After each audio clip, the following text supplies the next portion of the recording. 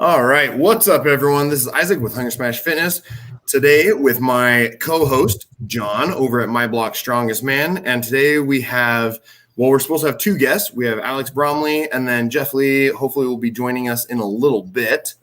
So I guess just starting off first, we'll talk about what I've been working on a little bit. So I haven't done a whole lot lately. I put up a video a little bit ago, max reps with 315.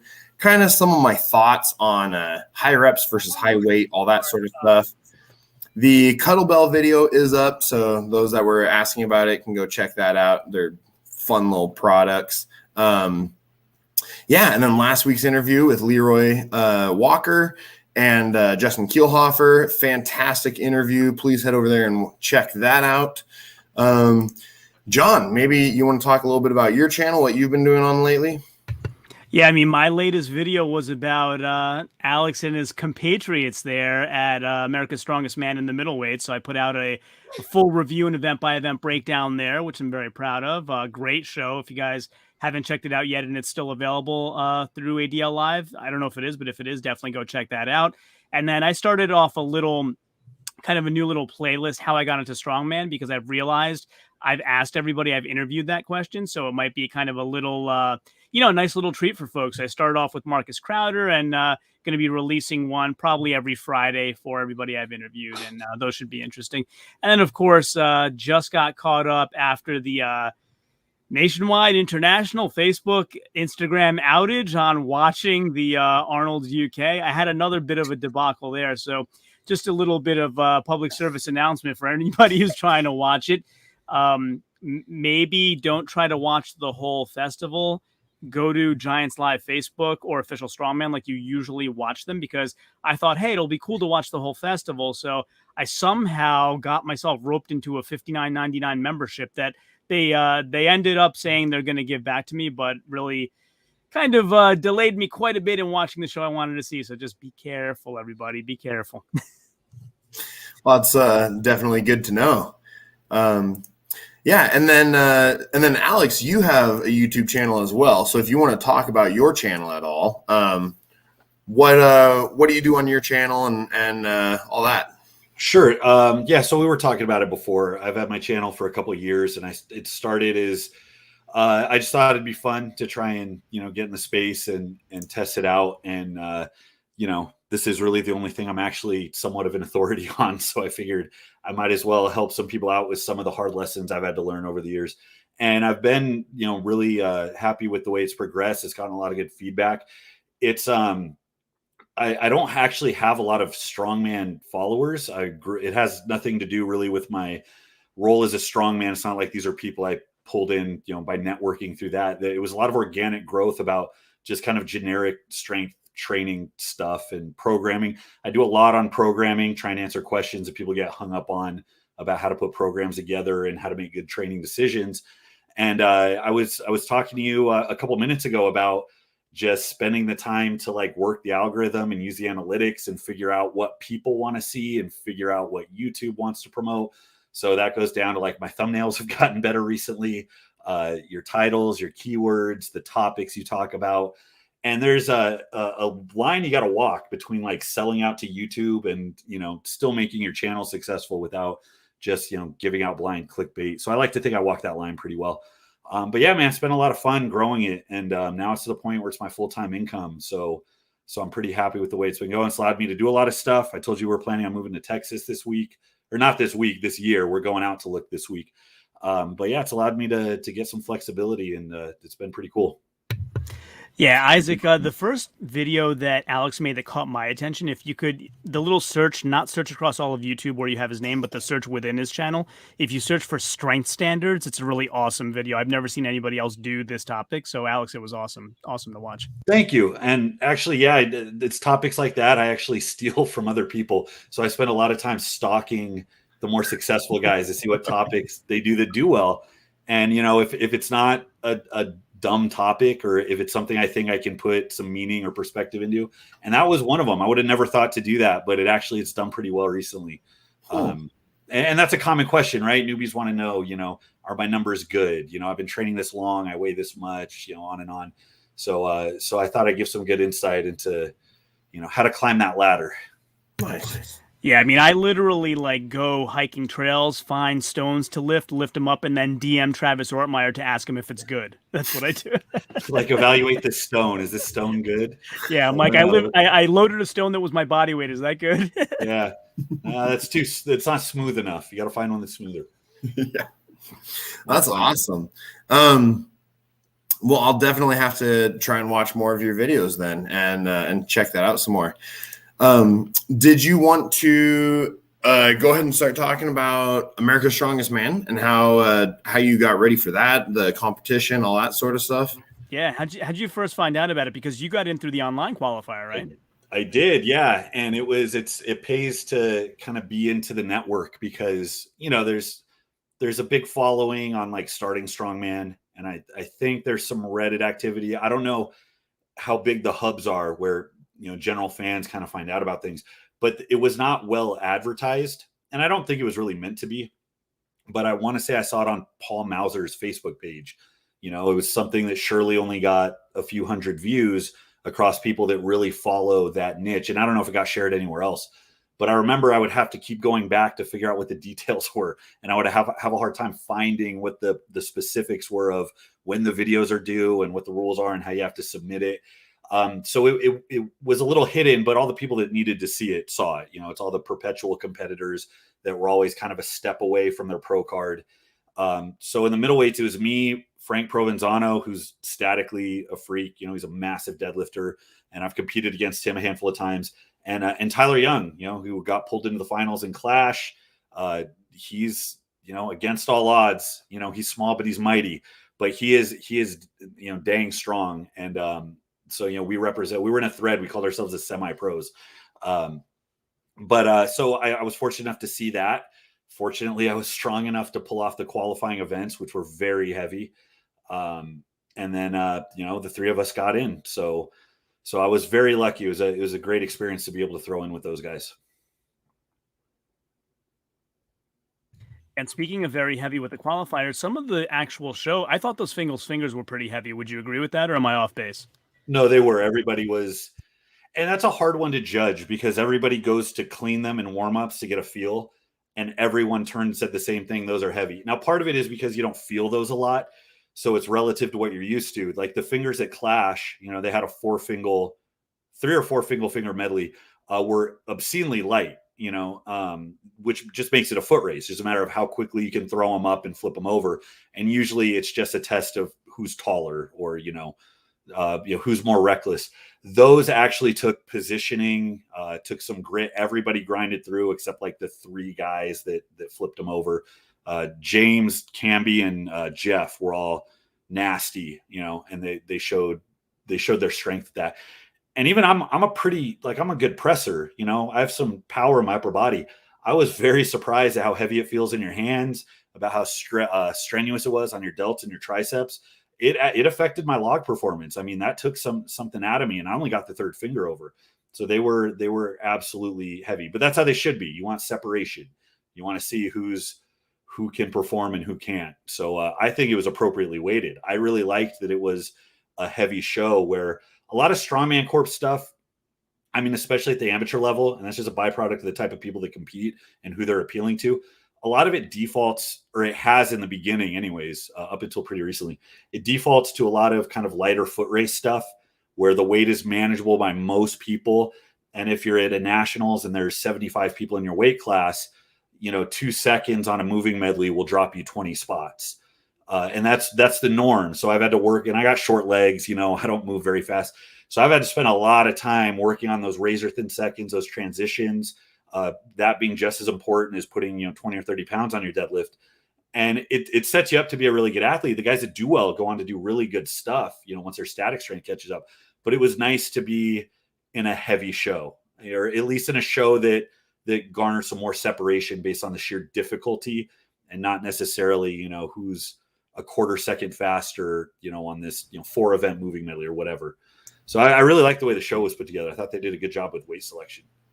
Yeah, and for folks in the audience who don't know what the weights were, just when we say heavy, there were two fingers at 432 pounds. The next one was 442, and the last one was 452. So that's what we mean by heavy. Yeah, and it doesn't sound like a big spread, but the weight differential was all in the head.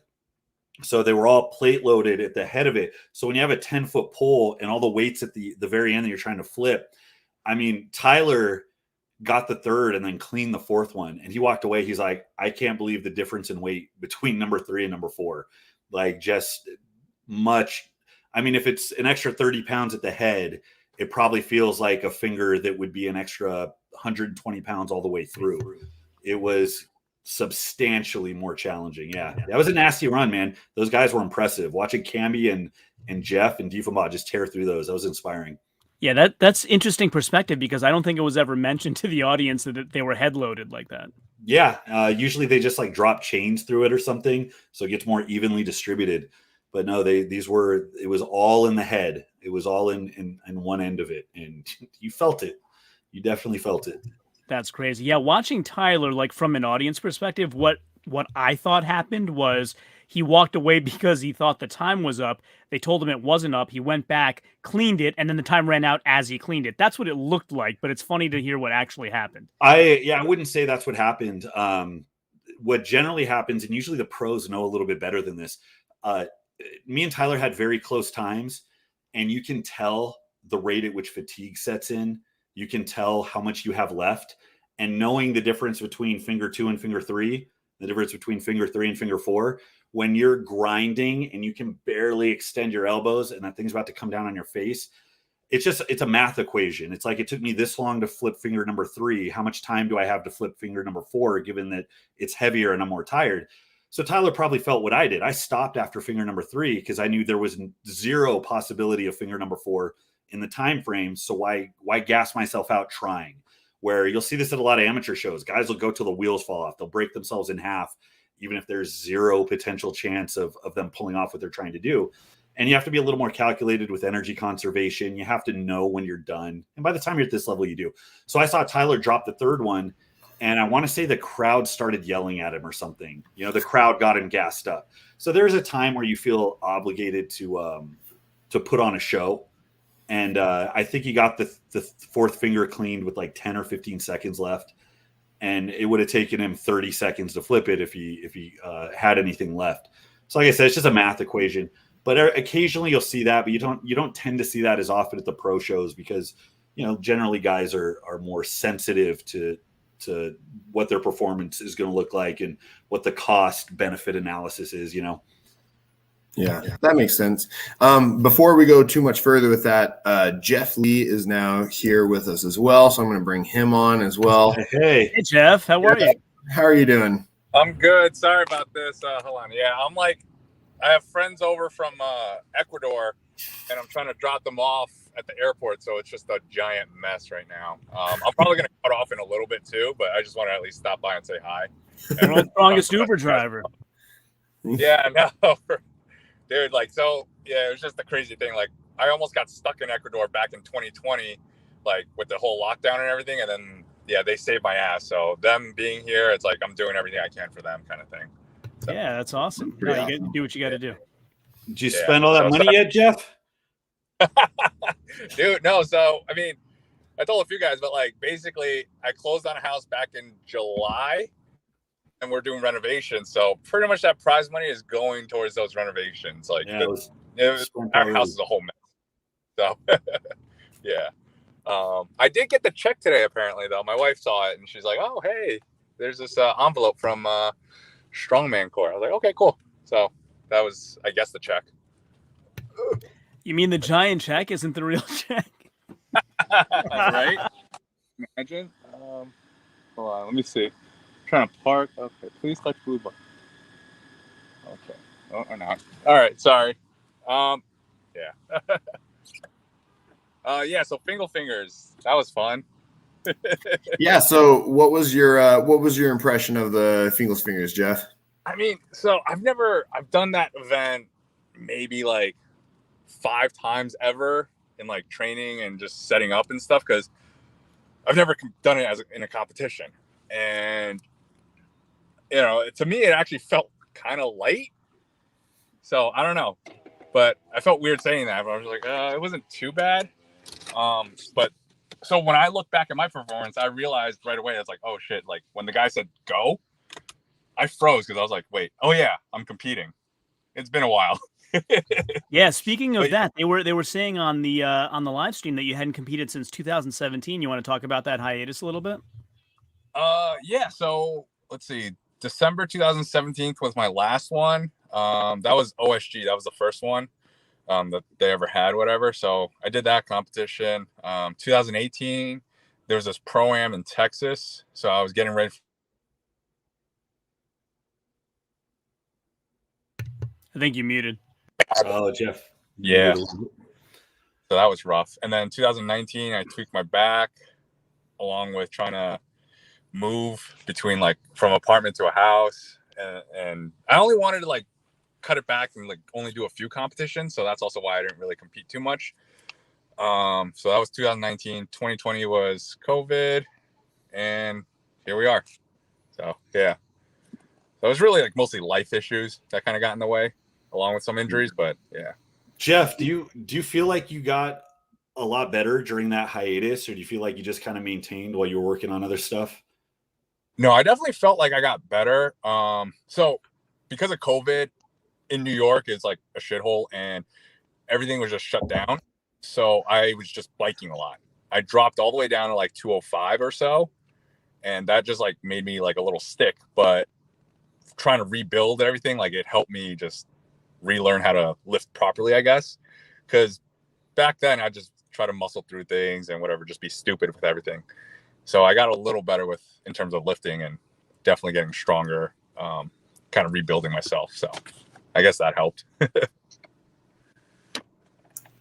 makes sense. That's awesome. So do you have any other big shows that are coming up, or was this kind of a one and done and then you're going to take another 4-year hiatus? Maybe 2.5. No. Yeah. No, I definitely want to I got to do a Clash qualifier and then hopefully I get into Clash 2022. But I'm still like trying to recoup and like trying to figure out everything, but it's either the Nashville show or Jersey, because those are really the only two left anyways. So I definitely can't go to Colorado this weekend. It's just, it'd be too quick of a turnaround. What's going on in Jersey? That's my state. Oh, okay. Hey. Hey. Jersey, there's a qualifier in Rahway. Oh, somewhere. cool. Yeah. So yeah, that one I'm actually looking towards just because it would be closer. But it's also like, hey, if I don't make it there, I'm not making it to Clash kind of thing. So it's, I don't know. I would like to go to Nashville, but also the traveling and I got to figure everything else out too. Where are you based out of? Sorry, what? Where are you based out of? I live in New York. I live in Yonkers, which is like very north of, just north of the Bronx. I know. Yeah, I know where it is. I didn't realize you were that close to me. I'm in Bergen County. Okay. Oh, geez. Yeah. Right there. Yeah. So, no, I'm just saying for like everyone else, like I don't know who's been to New York and stuff, but yeah, we're basically upstate right now. I used to live in Queens, and then that's where I grew up and stuff. Lived with my parents for a while, and then now we bought a house and we're up in Yonkers. Nice. We got to do a get together sometime. The two of us, Tommy Lavelle, like do something together. Yeah, no, definitely. I mean, I love Tommy because, like, dude, before even like figuring out all this ASM stuff, like when he just opened the gym and stuff, I was there helping out a little bit here and there. And then he would just be like, hey, listen, just keep training here at the gym. Don't worry about anything. I was like, all right. So he hooked me up with training there. And then, but moving up to Yonkers, it was like, trying to get to Brooklyn every day would be a little bit of a stretch. So that's why I haven't been back too much. But I will eventually, once I get my whole life sorted out. Were you the hurricane and stuff or where you're at, Bergen County, that area? Yeah. I mean, it didn't hit as hard as it was supposed to, but yeah. That's cool. Yeah. Small world. Yeah. Seriously. No, I mean, I was talking to Johnny and like because his mom got like really messed up with the flooding and stuff. My parents got messed up. And then my new house actually also got messed up too. So like that September was just a mess. Wow, I'm sorry to hear that, man. Yeah, I gotta shoot Johnny a DM. He actually invited me to go work out at his gym at some point because he's not that far. Yeah. Yeah, that's not too bad. But yeah, that definitely like threw a wrench in my training for September. So that was not fun leading up to ASM. Yeah, so I mean, going back to Isaac's question for not having done Fingal's Fingers that much, 7 points is pretty good. Yeah, no, I mean, I wasn't expecting, or I wasn't sure exactly like how I'd end up placing, but I was just like, all right, let me just try to move. And that floor didn't help. I don't know if you guys covered that already, but we did not. But that's a good topic. Would you both like to talk about the floor? Well, I want to interject really quick because we were just talking about how heavy the fingers were, right? How many people were cleaning it in warm-ups? Like Frank of all people. Yeah. I mean, he had a decent run. Right. He got 3 pretty fast and got the 4th, I think, halfway up. But he was cleaning it like, oh my God, this is so heavy, right? And then Jeff, so to put it in a perspective, we were warming up on the finger, and they had a big tire laid down to flip it over. And then you would typically have a team of people flip it back over to reset it. In warm-ups, Jeff was cleaning it and walking it up through the tire. And I was just watching, like, I hope he's that good because he looks like he's going to kill himself. But he had such like control and stability. And I was looking at it and I'm like, this man, everybody's just sleeping on this guy right now. And he's about to run over it. It was, and he did that like 3 or 4 times. And like, then he went through and just had an easy run. Could have been. Yeah, I know. Yeah. I was just messing around. And I'm like, okay, because in order to reset it, like we had the helpers moving it to the other side and stuff, and there was like 2 guys. I was just lazy and like I didn't want to wait for them, so I just cleaned it. And, like as I was walking, I had to like step over the tire and then step over it again, and it was just, I don't know. It was humbling to watch. Yeah, I work harder, not smarter. So that's my kind of guy. The floors. I mean, talking about the floors. So it was a concrete flooring, but I don't know if it's because it was outside and because of the dust. It didn't feel dusty. It felt almost like there was like oil or something, because I have my trusty New Balances that I wear. They grip the ground pretty well. I have the same pair of shoes I wear at every contest. And while guys were walking the fingers up, at the point where it got real sticky, your feet would slide back. So I think partway through Jeff's run, you could see him move back like half a foot as he's pushing and he slides back.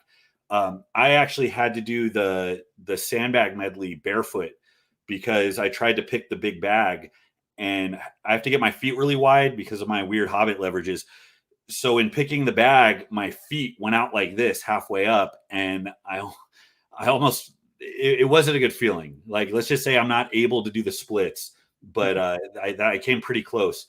So to grip the ground, I had to take my shoes off so my feet could actually grip the ground. But it was a slick floor. It was definitely an obstacle throughout the day. Yeah, I mean, like I know that in between events, or depending on the event, me, James, and Camby, we were like kind of just like cleaning our shoes just to make sure, like, hey, we're almost up. All right, cleaning our shoes, wiping it off, and like using a tacky towel just to make sure that we had some kind of traction. But it was just like, it's like the small things that kind of like, oh shit. And even that like didn't really help me too much on the fingers because I was still slipping. I feel like sandbag, I was slow anyways, but I was able to move, so it kind of worked out. It's amazing all the different uses you can find for a tacky towel if you're desperate. And the sport is like entirely friction management. So if you can find a way to make yourself stickier, you get like a 20% advantage. That's one of the things I know. I've asked other people about like the whole tacky shirts and everything before, the sticky shirts and all that. And like, I've never used one, but they just seem, I don't know, like I've used tacky like on my arms for stones and all that, but people using I could see it being beneficial for log, I guess. For stones, I don't know, I'm not sold on it yet, but I don't use one when I log clean. I've found zero, and I use a metal log. I've found zero carryover. If I have my belt positioned right, and if I have a shirt with like a logo on it, I've never had a problem. I noticed no improvement. I want to say people really started using them aggressively when the Stone of Steel was around. There was like that phase for like 3 years where apparently concrete stones were contraband and everything was just Stone of Steel, which that was like the biggest standoff I think I ever had. I refused to buy one just because I knew that it had a shelf life and then it would never be used again. And it was just like I was tired of buying equipment that I used for like 2 shows. And then finally, I remember when it got phased out, I was like, "Thank God we can lift concrete stones." But the Stone of Steel, if you don't have a really high ape index, it can be kind of difficult. So it gives like a marginal benefit to keep the metal stone from rolling. But other than that, I don't think it's really that big of a trade off. No. Yeah. That would have been a good investment. Steel's gone up like 3 times in price. That's a true story. Yeah, I guess I could see that. I've done the concrete stones. I've never done a Stone of Steel, and I'm not really looking to do one. But I'm 6'5" and I have like a 7'3" or 7'4" wingspan. So like, my hands can wrap all the way around to any of the stones, no problem. I got monkey arms too, so it helps. Like the stone. So I love doing stones because they're easier for me. Same. But I kind of wish I was that there was some kind of stone event at ASM that would have helped me way more than doing a Husafell carry at the very end kind of thing. Yeah. So we had Justin Kielhofer on, and I'm going to ask you the same question I asked him. Is that actually a Husafell or is it a shield? It seems too smooth and edgeless to be called a Husafell. Yeah. Well, I mean, isn't the actual Husafell stone smooth too? I don't really know, but true. If we're going by actual Husafell, it's an actual stone. So yeah, I guess you're right. Yeah, it's smooth but bumpy, because it is actual stone. It has the inconsistencies in the rock, right?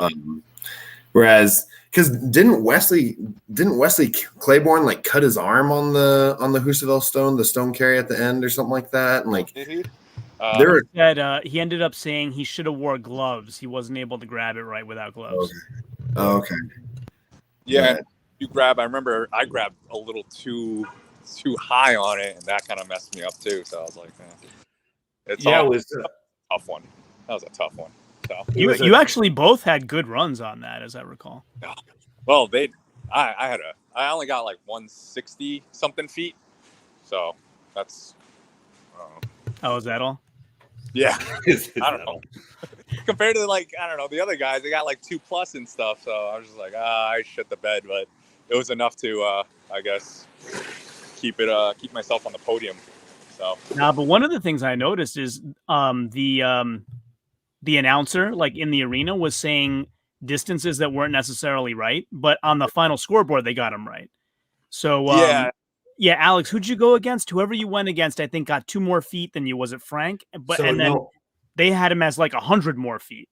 Yeah. So I went against Tommy Sharp, who's very good at carries. Yeah. And this was one of the movements or one of the events I was looking forward to. I'm pretty good with front carries. I'm pretty good with Conan's wheel and H-stone carries and whatever. So I was training my butt off for this one, and we started going. Now the event, it was mainly a test in how well you can move without seeing, because that was a big obstacle. Is that to carry it right, it blocked your entire field of vision. So you either had to guess where the turn was, or you had to look to the side. And it was only a 24-foot length, which is oddly short for a carry like that. So that was really strange. But because it was so short, people were doing so many runs, they were losing count. So I went against Tommy. I thought I had him because I had caught up at a point and he was behind me at the other turn.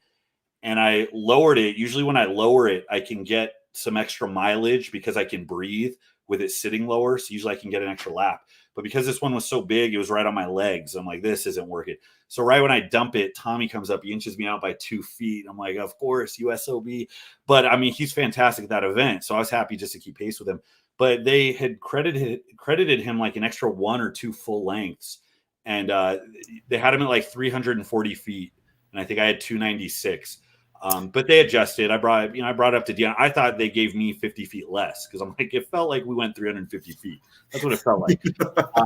So I wanted to make sure, but then they corrected for that. And you're trying to keep count. 1, 2, 3. Crap. What number are we on? Like people were just dipping. Like James looked like he went, 100 lengths back and forth. I think he won it with like 315 or 317, something like that. Yeah, I was looking it up just now. It looks like he got 312 was the final, which is pretty good. I've done some shield carry in the past, just for fun, never in a competition. And I did. I borrowed my buddy's stone sleeves the other day, and we loaded up the Rogue shield to 400 pounds, and I was able to go about 50 feet, and then I was like, I feel like I'm going to drop it, so I'm just going to set it down because I was on some nice flooring that they didn't want me to drop it there. I was like, this sucks. This really, like, you can't breathe very well. You can't, like, it's a tough one. I will say that much. Yeah, but I was looking at my notes. They actually said that Tommy did 349, where in fact it was 298, which is exactly 2 more feet than you. Yeah. He had caught up behind me and edged me out after I dropped. And I had initially thought they gave me 1 length less. Like I just mentioned, it felt like we went that far, but they had counted Tommy for an extra run. So me, him, and James were all within about 15 feet of each other, which it felt like longer because I think James went a full extra length, but it was a really short distance. The lap, it was a 24-foot lap.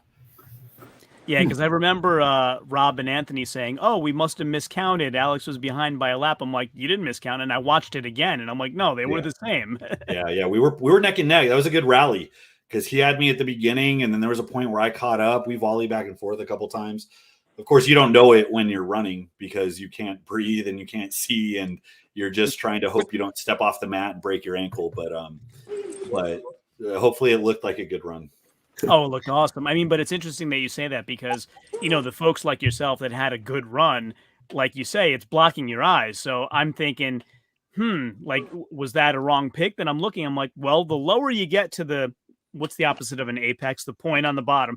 The lower you get to that, the easier it is to hold it up. So they have to hold it that way, So it's very, very interesting. Nick Hamby had it almost on the point itself. Like he was all the way down on the bottom of it. Yeah, higher on your chest. Easy it is to carry. But trade-off. I was going to say, Alex, looks like you have a fan in the audience as well. Juan Daniel is very common on our show here, and looks like he watches your videos as well. What's up, Juan? Oh, that's cool. What's up, Juan? Good to see you again.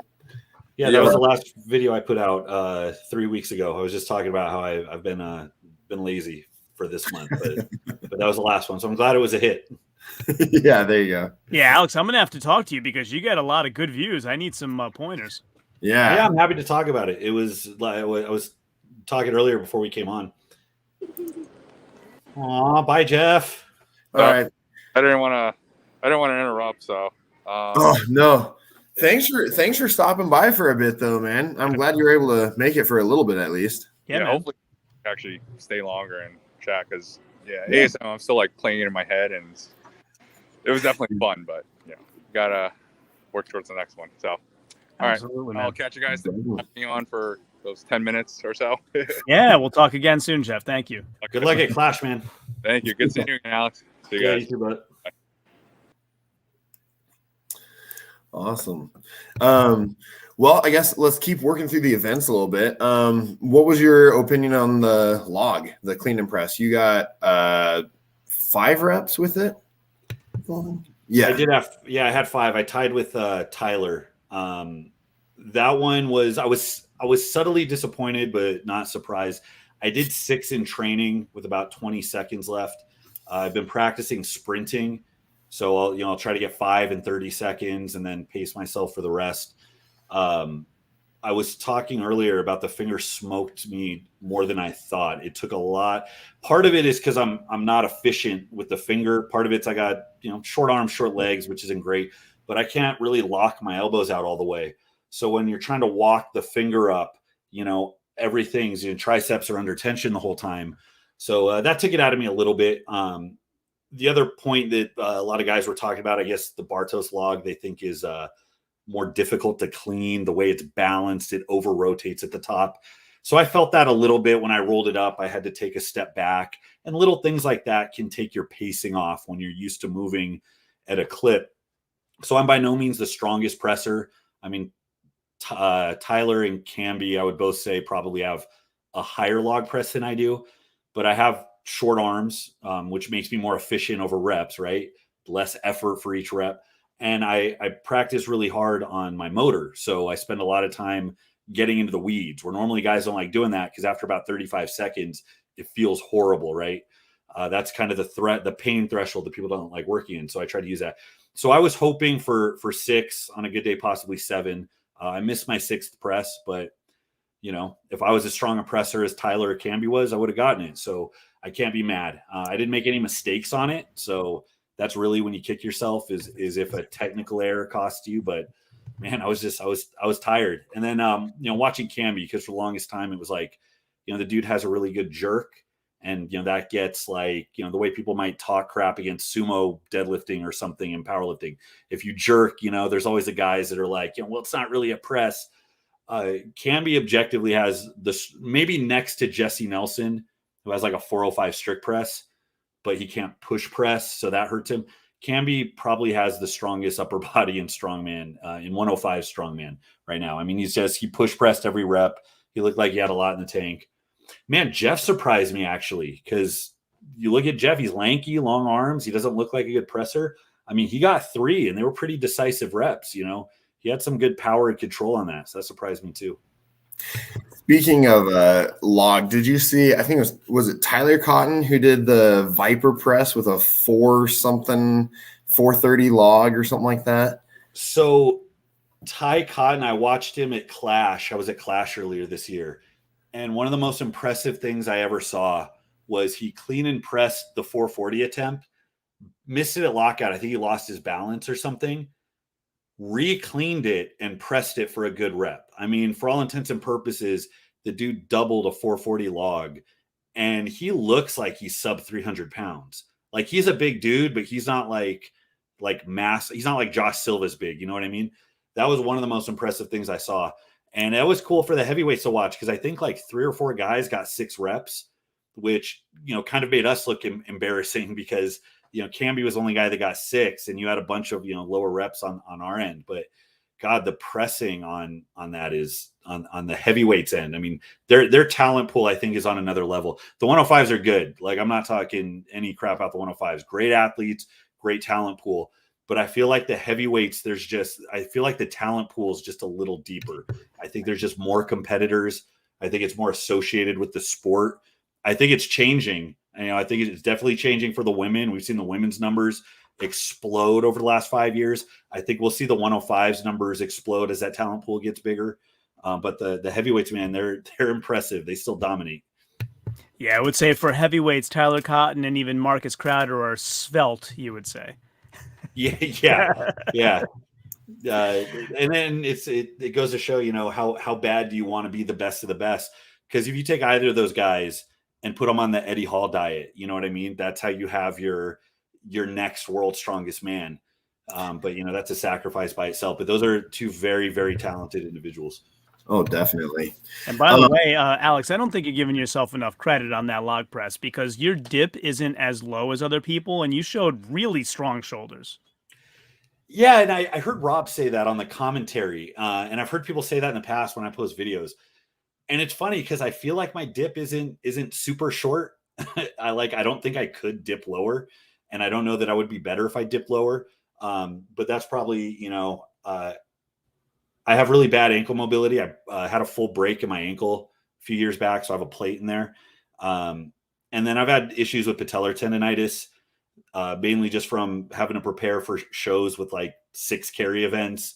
And and log press and overhead pressing can aggravate that a little bit. So I might be compensating a little bit, but I legitimately get about 70 pounds out of my push press. I'm pretty strong strict, but I'm not a freak strict presser. Like I think the best I did when I was really bound and I was a lot heavier, I maybe did a 335 strict. At any given day, I might be good for like a 300 or a 310, but I'm always, close to 4 in a push press. That little dip I get a lot out of. And that might just be because that's been my main lift. I push press exclusively and use strict press as an accessory.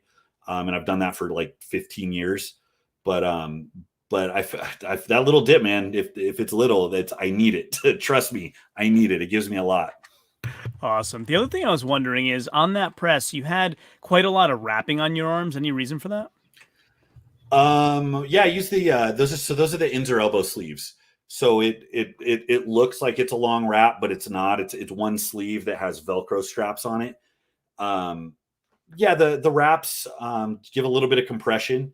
So they're pretty. I don't have very big arms, so another testament to the power of leverages. So I have sleeves on, and they're pretty loose when my arm's straight. I've actually had them fall off when I do dumbbell clean and press when I'm cycling through, and they'll slide down. But as my elbow flexes, you get quite a bit of compression. So it gives you just this nice little bit of tension right here for that first little bit of pop. I think most of it is psychosomatic. I don't know that physically it gives a lot to your press, but especially on a log where you're trying to keep it from dumping forward or where you're trying to feel tight, especially as the handles are up higher, a little compression, it just gives you a nice little pop. I like it a lot on axles. The lower the bar is, more compression you get, but it makes it harder to clean. So it's kind of a trade-off, but on a log, I'll definitely use the sleeves. Yeah. I've just noticed using sleeves, like when I have heavy days, I can bench the same with sleeves and without sleeves, but I've just noticed that like my arms feel better the next day when I use sleeves. And I think it's that compression and that heat. It just keeps everything. I don't know. Like I'd have to actually look up more research studies into it. I work as a physical therapy assistant, and that's what I'm trained as and everything. So I just haven't bothered looking up the studies, but like, it's interesting because my max lifts will be the same. I just feel better the next day when I wear sleeves versus when I don't. And if you're wearing regular like neoprene sleeves, like if they're not like the heavy duty, like the Inzer ones get a little tighter. You can strap them down. There's a lot. It's the same material the knee wraps are made out of. So you can get aggressive with those. If you're just using neoprene sleeves, it's the feeling of the compression paired with the heat. That goes a long way to keeping your joints healthy, man. Or at least getting you through workouts without having to load up on NSAIDs, which is nice. So I don't think I got a belt for my first like 8 years of lifting. I used to, turn my nose up at guys that use gear. But when you get older, man, and your tendons start to get brittle, it's like anything, even if it's placebo, even if it makes you think you feel better, if it lets you get through the workout and not hobble around in pain, it's a worthwhile investment. But yeah, what mine are competitive grade. So they do definitely give me a little spring, and I'll use them. Honestly, I'll use them for tricep work, for jam presses and skull crushers, because that little compression saves my elbows. I can get some heavier work in. I don't have to, decide, okay, am I not going to be able to write my name tomorrow because my elbows are hurting? So you tend to be a little more strategic. You're a little more okay with the cheater gear if it keeps you going a little bit longer. Yeah. Oh, I agree. You got to be able to write your name. I got to tell you, it's the best name. It's my son's name. Alex is a good, strong name, man. I can tell everybody. Very powerful name. I'm surprised he's not coming over on camera every time he hears it. He's right over the choice. I was going to say, just during this time, for everybody who's watching it, please like this video and please subscribe to my channel. Please head over to My Block Strongest Man, subscribe to his channel, and head over to Alexander Bromley on YouTube and subscribe to his channel as well. And let's get him a couple extra subscriptions. I think you already have plenty of subscribers, but maybe you'll get a couple extras. See if I can pass them around to you guys. Yeah, there you go. How about the max deadlift? Because you ended up getting 725 on it. They did, yeah. Yeah, doesn't make it seemed like 725 was easy for you, but 745 was a hard. That 20 pounds seemed to make a big difference. So walk us through kind of your process there.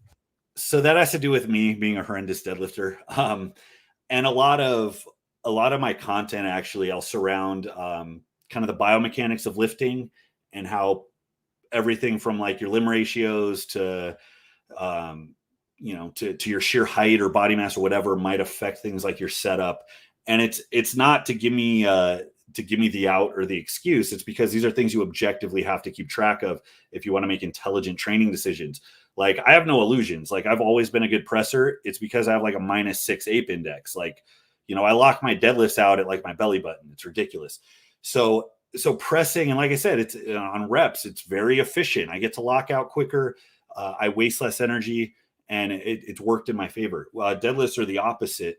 And I learned that too late because I carry a lot of my height in my torso. That's more torque on my lower back. I never learned how to brace. I had a weak upper back, weak midsection. That led to a lot of injuries. And I spent about 10 years without putting any weight on my deadlift because I couldn't pull because I was always hurt. So I've been healthy for about 5 years. I give a lot of credit to bracing tactics. Most people, even strong guys, have a midsection that's made out of pudding. And I had to figure out how to learn how to brace my abs, keep them tight, to keep my spine in position. And eventually got to the point where I could pull pain-free. And now I can actually pull weight, which is nice. I don't think I ever went below sets at 10 for like a couple of years because, heavier deadlifts would just tear me up and I'd get out of position and I'd just repeat the cycle. Trade-off is I have a really good motor. And I trained very well for, rep deadlifts, which is a feature in strongman. So I do pretty well at that event. If it's anything for reps, max deadlift, I hate. It's my least favorite event. Part of it's because peaking is difficult, trying to keep track of my injuries and target my weaknesses and stay on a schedule while I'm trying to cut weight and while I'm trying to do these other loading events. That's like a type of juggling that just gives me heartburn every night. The other part of it is that I'm not a great max deadlifter, and a lot of it's psychological. And you're absolutely right. The 725 moved better than the 675. And that's because the 675, I went in scared. In my mindset, I was like, I'm just going to hit this 675. For the qualifier was a 725 deadlift for reps, and I did 5. And 725 is the most weight I've ever deadlifted from the floor. Now, the reason is because if I can do 1 rep, I can bounce through 3 or 4 more. My top end is very good. I can maintain position through the eccentric, tap, and come back up. Just like if you do a bottom-up squat, it's awkward, it's hard, it's weird. But if you can then cycle through a few more normal reps, you can get a few more that way. I was expecting a good deadlift performance, but I was probably about 270. I had a good bloat going on when I did that. So in trying to kind of get closer to weight, I lost weight kind of aggressively. My static strength took a little bit of a dip, and that shows in my deadlift because it's harder for me to brace. I have less stability in my problem areas, which is my midsection. And then that means I have less confidence and that I'm constantly like, oh my God, am I in position? Am I going to hurt myself? Am I going to pull as hard as I can? So I actually went in thinking I'm just going to hit the opener and call it. Opener felt okay. But for the 725, I just blanked out and just relied on instinct, which I usually forbid myself from doing on those lists because there's a high risk associated with that. And I've learned that the hard way. So I was thankful I was able to pull that lift out. That was my big win for the day. And I know that with more practice and more refinement and more confidence, I can push that a little farther. It's just doing it without revisiting any of those injury cycles is part of it. So that was my win for the day. But I was talking to the guys that I've been competing for about 15 years. There was a time where if you were a middleweight and you had like a 650 deadlift and a 300 log, they were like, give that guy a pro card. And now to watch just the insanity of, the fact that Camby tied Frank at 785 was nuts. The fact that, so many guys, Nate Bowling pulled a 745 and it didn't look, it didn't look how I expected it to. Jeff came out with a 765. So the standards, man, it's like you get good and then you just watch everybody else. It's like, well, I'm still 10 steps behind because everybody's getting better. It's nuts to watch. Yeah, it's been interesting just seeing the sport in general, especially I feel like especially over the last like 20 years, all the weights have just gotten significantly heavier. I mean, not as much with like World's Strongest Man and all that sort of stuff, but with a lot of the smaller competitions, I feel like the general, well, I don't know what you'd call it, like the general standard of the athletes or something. Like there's just a lot more strong people competing these days. Not to scare anyone away from competing. If you're thinking about it, go do it. But yeah, and they have plenty class. of events. They have plenty of events to cater to people who are just getting started out. It's good to get your feet wet. But yeah, it used to be there were a lot less events. So when you have an event, you want people to show up. Well, the sport's not that popular. People don't like this. I remember when I first signed up, I was 19. It was the first time I ever did a log, a tire, a farmer walk, a truck pull, and a stone load was at that contest. And I've never been more scared in my life than the night before going into that show. And I get it's hard. You know, there's a lot of unknowns. People don't just want to jump in, especially you pay the money, you prepare, you do it in front of people. It's terrifying. So promoters, they have to make it more agreeable to the average person if they don't want to have, 3 people show up at their show. Well, thankfully now it's been around longer. The talent pool is bigger. There's more people aware of it, training for it. There's equipment you can buy.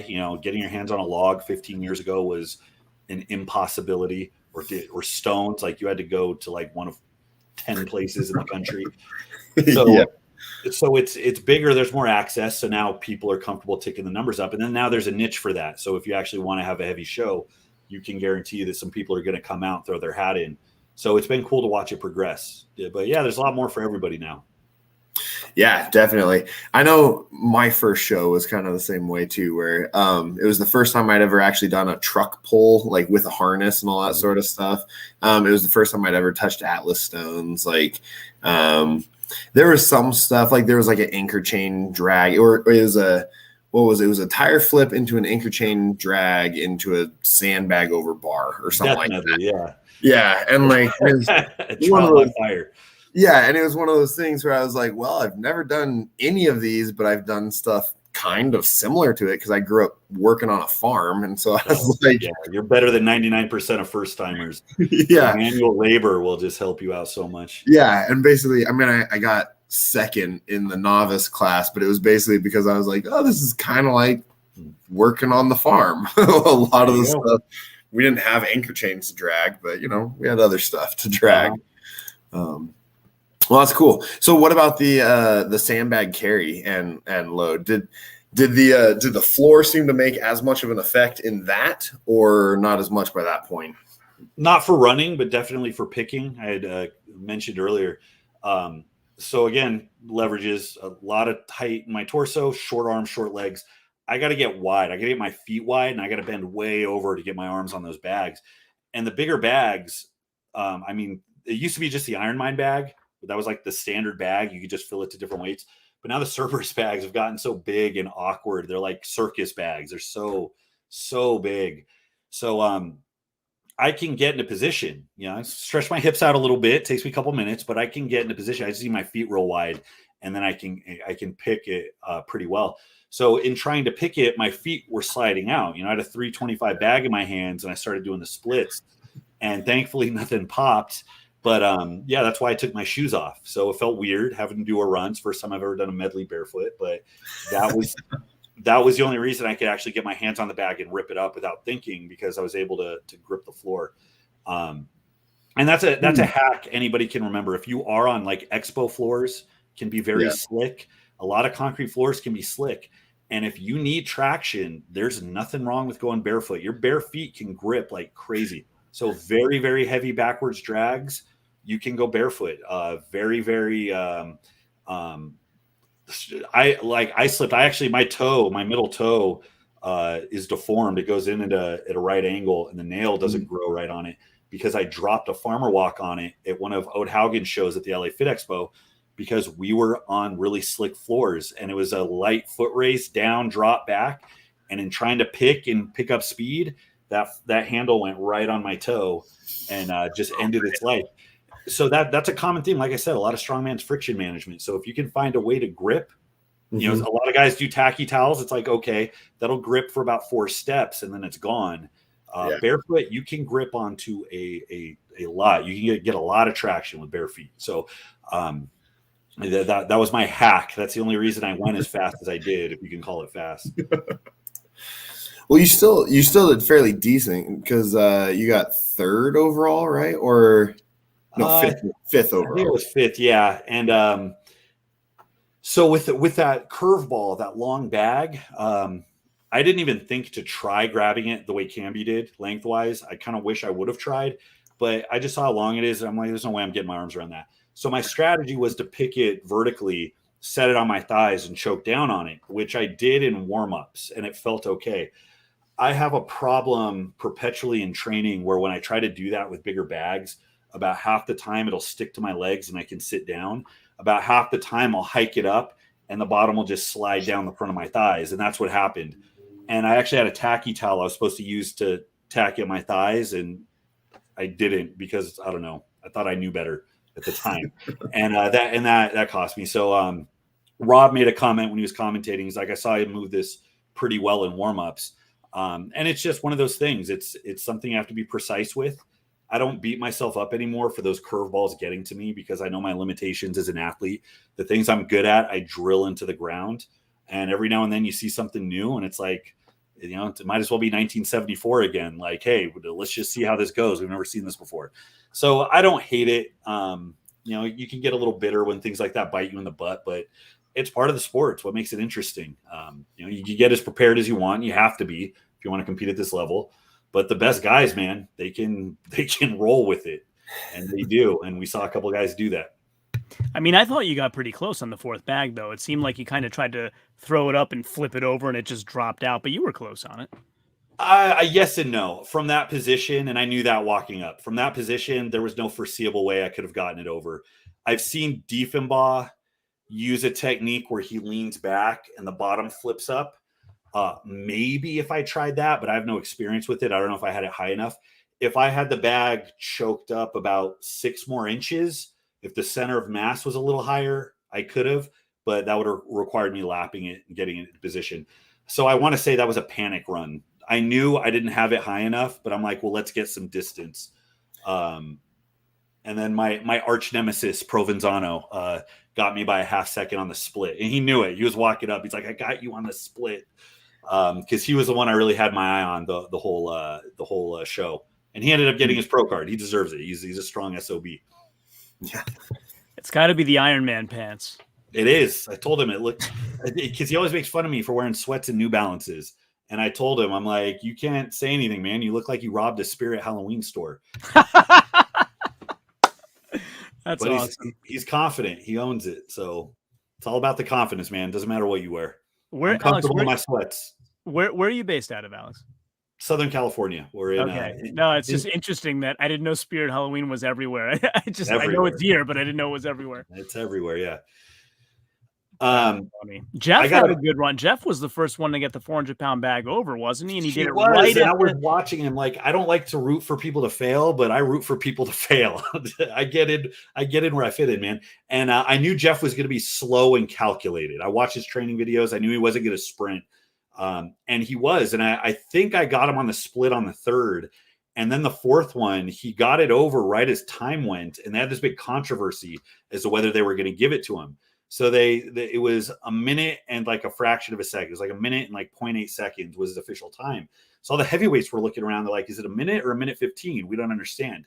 And they pulled some rule on the fly where it was like going over the bar or it was like in motion or something. And they gave it to him. And I'm fine with it. I think, if the judge's call is a judge's call, like he loaded it. You can't take that away from him. But yeah, that was one of those things where I'm like, man, I need you to miss that bag. But he was solid, man. He deserved that load. He deserved that point. I was going to say too, when you're talking about the bags, like, because if you bring them up too high, they start falling over forward as well. So you have to be careful of not letting it get too high in the arms either. Yeah.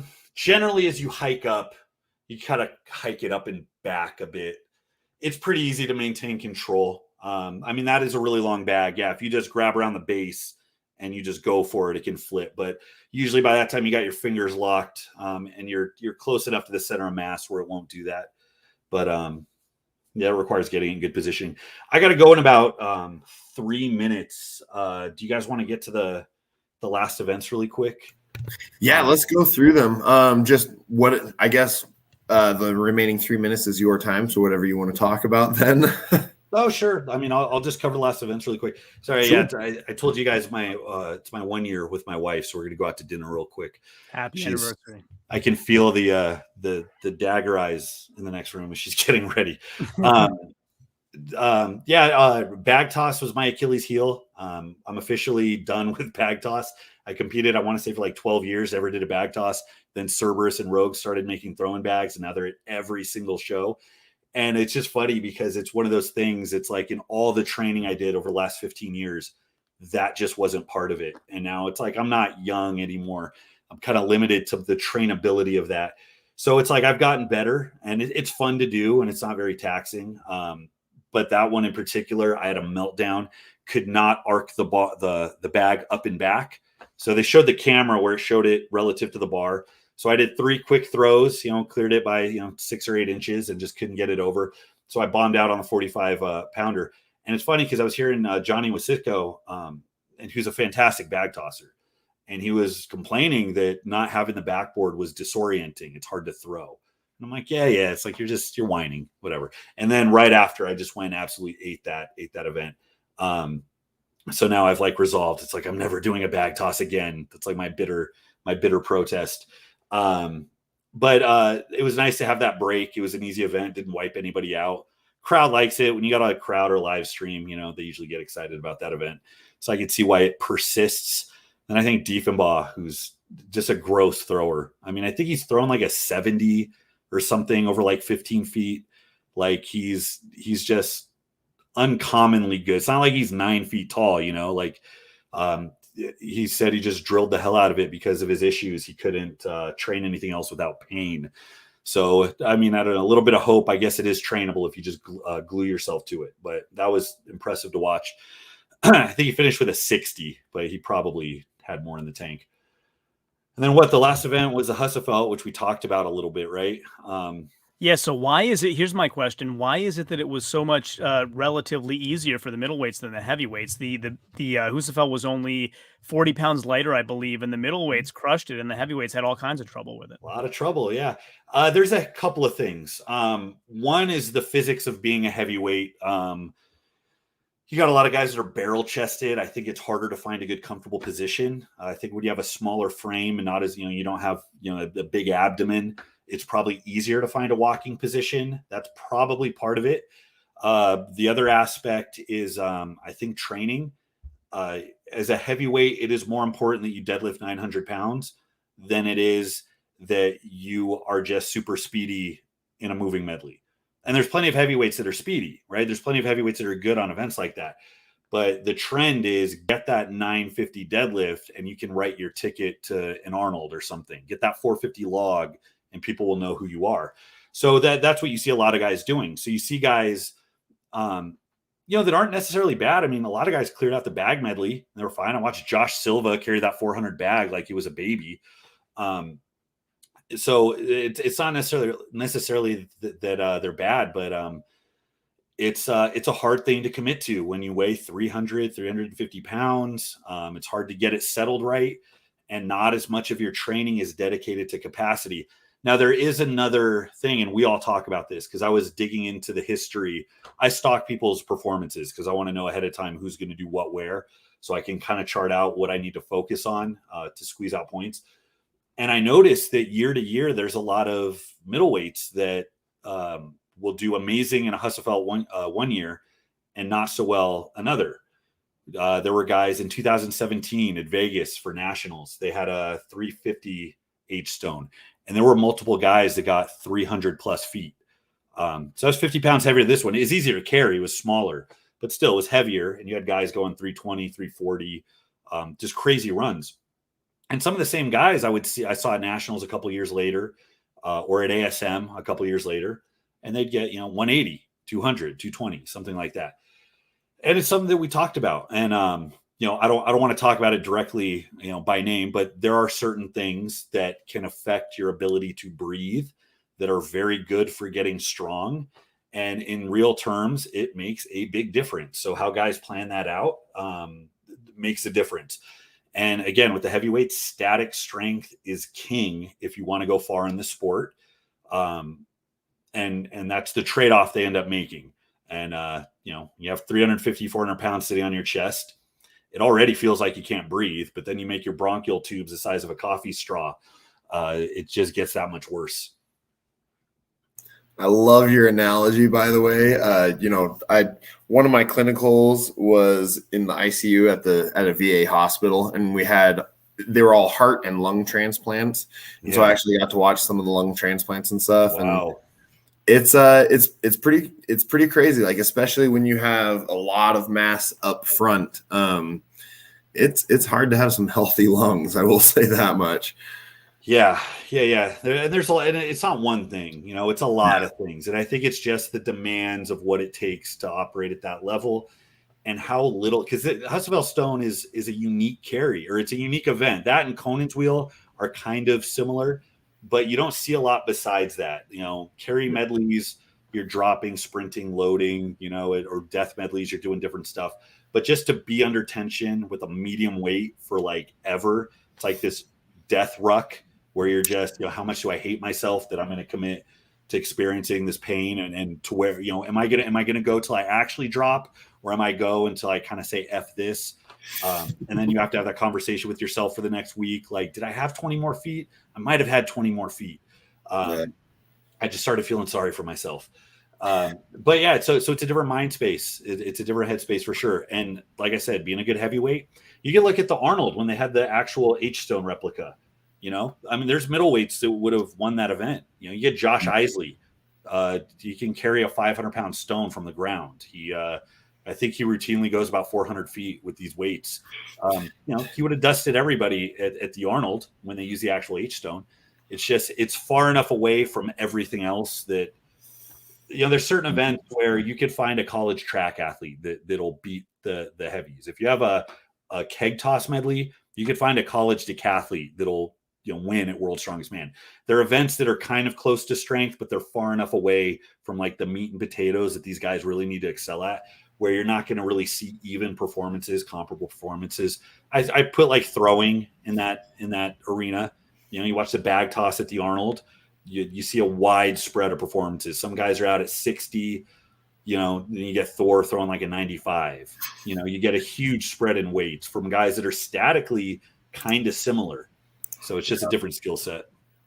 Well, and I even noticed, because I tried the Rogue deadlift challenge or whatever that they had a little bit ago, where it was 315 for as many reps as you could in 2 minutes. And I was like, that's a lot of fun for 2 minutes. Yeah. And I was like, I've never done anything like that. Usually if I'm doing deadlift for reps, it's 10 to 15 reps at the upper end, and that's usually pretty good. And it was crazy because I started going, in the first rep or two, I did a short breath at the top. And then for about the next 18, I didn't breathe at all. And I didn't even realize I wasn't breathing until around the 20th rep. And all of a sudden the world started getting kind of dark. And I was like, whoa, I'm woozy here. Like, had to set it down, kind of catch my breath and everything. And then after that, I tried to go a little bit slower and try and, get a breathing pattern down. But it's one of those things where it's like, I never trained that. And so my body, it's used to, I usually train where I breathe briefly at the top, and then, go back through, or vice versa, depending on what I'm doing and all that sort of stuff. But so with deadlift, I guess I usually breathe at the bottom, but it was just interesting because after a couple reps, my body just automatically was like, well, we're going to hold our breath then, because we don't know what's going on. And it's a subconscious thing, and it sucks. And don't do that. Make sure you're breathing. It's like you can sprint, you can run a 100-meter sprint, with holding your breath. You can hold your breath for 20, 30 seconds. You're not going to do anything after that, though. No. Once that you're done. Yeah, and it's one of those things too where I was like, because I ended up getting 38. Well, the guy who was counting for me said I got 40 reps, and then I watched the video and only 38 reps were counted. So I was like, I guess I got 38 reps.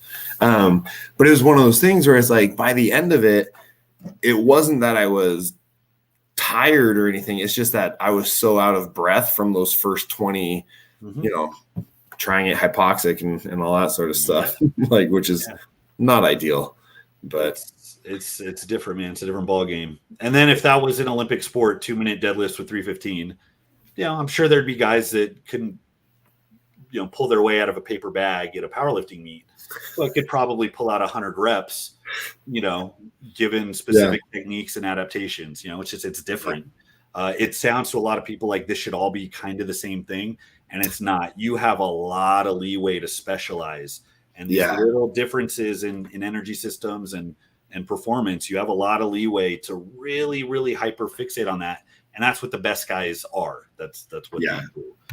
Well, I think one thing I was wondering, Alex, before you go, is you mentioned a couple times Rob's commentary. Could you hear it while you were performing, or you went back and watched? No, I'm a narcissist, so I had to go back and watch everything they said. All right, I was going to say. No, I went back and watched the live stream. Yeah. Cool. So there were a couple times where he made suggestions and guys did them, and I'm like, they're like on the same wavelength here. There's no way they hear him.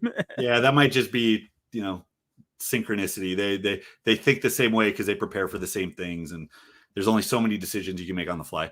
But yeah, I do have to go right now, guys. Thanks for having me on. This is a lot of fun. Yeah, definitely. Well, thanks for dropping by. Absolutely. Yeah, thanks for coming by. And just once again, for everyone watching this, please like and subscribe to my channel. Please go to John's channel, subscribe to his, and go to Alex's and at Alexander Bromley and subscribe to his channel as well. And thank you so much for coming on, man. And we will we'll have to try and have you on again sometime. Absolutely, yeah. I'll see you guys again sometime. All right, enjoy dinner. All right, All right, thanks. All righty. Anything else you